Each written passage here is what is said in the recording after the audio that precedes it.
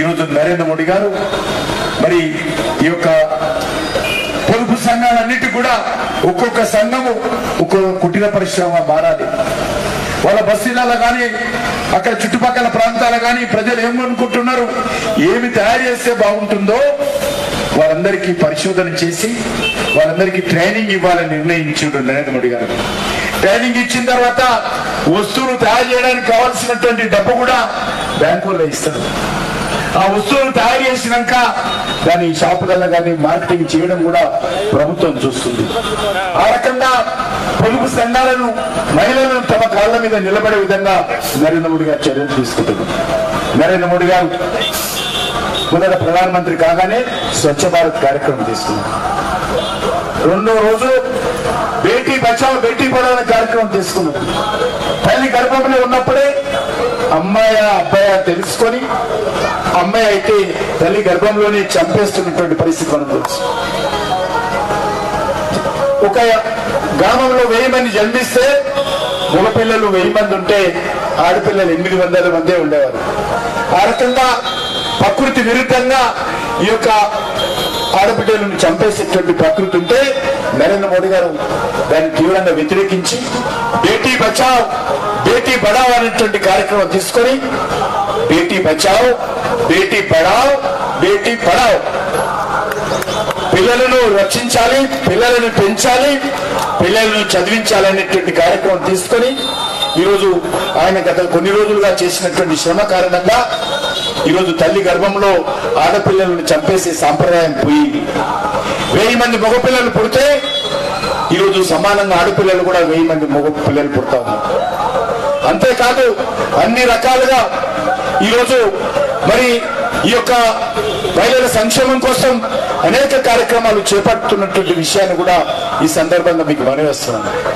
మన హైదరాబాద్ నగరంలో కానీ దేశంలో కానీ గతంలో బాంబు పేలులు జరిగేవి, మతకళాలు జరిగేది, కర్ఫ్యూలు ఉండేది. ఈరోజు ఎక్కడ కూడా మతకళాలు లేవు, కర్ఫ్యూలు లేవు, అందరూ శాంతంగా ఉన్నారు, సంతోషంగా ఉన్నారు. ఈరోజు దేశంలో అనేక రకాల అభివృద్ధి కార్యక్రమాలు చేపడతా ఉన్నాం. మన హైదరాబాద్ నగరంలో దేశంలో అన్ని రకాల అభివృద్ధి కార్యక్రమాలు చేపడతా ఉన్నాం. నరేంద్ర మోడీ గారు లేకపోతే మనకు కరోనా తగ్గేది కాదు. నరేంద్ర మోడీ గారు లేకపోతే ఈరోజు మనకు ఉచిత బియ్యం వచ్చేది కాదు. నరేంద్ర మోడీ గారు లేకపోతే పొదుపు సంఘాలకు ప్రోత్సాహం ఉండేది కాదు. నరేంద్ర మోడీ గారు లేకపోతే ఈరోజు మనకు కరోనా వ్యాక్సిన్ ఫ్రీగా వచ్చేది కాదు. ఈ రకంగా అనేక చెప్పుకుంటే ఎండలో ఉన్నారు కాబట్టి ఎక్కువసేపు మాట్లాడడం భావ్యం కాదు. మీ అందరినీ కోరేది ఒకటే, మొదటిది నెంబర్ 1 ఏంటంటే అందరము వచ్చే నెల 13వ తేదీన తప్పకుండా పోలింగ్ బూత్కి వెళ్ళాలి. రెండోది అందరం కూడా కమలం పువ్వు గుర్తు మీద ఓటు వేసి నరేంద్ర మోడీ గారిని నన్ను ఆశీర్వదించాలి. తప్పకుండా ఈ దేశం కోసం పనిచేస్తాము, ఈ సమాజం కోసం పనిచేస్తాము. కరోనా వచ్చినప్పుడు మరి మనకందరూ తెలుసు 12 సార్లు నేను హాస్పిటల్ చుట్టూ తిరిగి డాక్టర్లకు, పేషెంట్లకు ఇంజక్షన్స్, మందులు, oxygen concentrators, oxygen cylinders, ventilators అనేకం భారత ప్రభుత్వం తరఫున నరేంద్ర మోడీ గారితో మాట్లాడి మన ప్రాంతంలో కల్పించడం జరిగింది. కాబట్టి మీ అందరినీ కోరుతా ఉన్నాను, ఈరోజు నరేంద్ర మోడీ గారు లేనటువంటి భారతదేశాన్ని మనం ఊహించుకోలేము. నరేంద్ర మోడీ గారు లేకపోతే దేశం కష్టాలకు వెళ్తుంది, దేశం ఇబ్బందులకు వెళ్తుంది.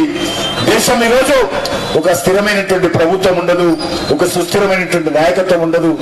నరేంద్ర మోడీ గారు ఉంటేనే దేశం ఒక స్టేబుల్ గవర్నమెంట్ వస్తుంది, ఒక ఏబుల్ లీడర్షిప్ ఉంటాడు. కాబట్టి మీ అందరిని కోరుతా ఉన్నాను, అందరం కూడా 13వ తేదీ పోలింగ్ డే, ఎవరు కూడా హాలిడే అనుకోవద్దు, అది పోలింగ్ డే. ఓటు వేసి వచ్చిన తర్వాత, పోల్ చేసి వచ్చిన తర్వాతనే మనమందరం కూడా మరి ఓటు హక్కు వినియోగించుకున్న తర్వాతనే అందరం కూడా మరి ఇంట్లో హాయిగా వంట చేసుకుని తినాలి. కాబట్టి అందరూ కూడా 13వ తారీఖు నాడు ఉదయమే పెళ్లి స్నానం చేసి దేవుడి దగ్గర బొట్టు పెట్టుకొని లక్ష్మీవారి అమ్మ ఆశీస్సులు తీసుకొని పోలింగ్ బూత్కి వెళ్ళి కమలం పువ్వు మీద ఎవరు కూర్చుంటారు తల్లి, ఎవరు కూర్చుంటారు? ఆ కమలం పువ్వుకు గుర్తు ఓటేసి నరేంద్ర మోడీ గారిని నన్ను ఆశీర్వదించాల్సిందిగా మీ అందరినీ కోరుకుంటూ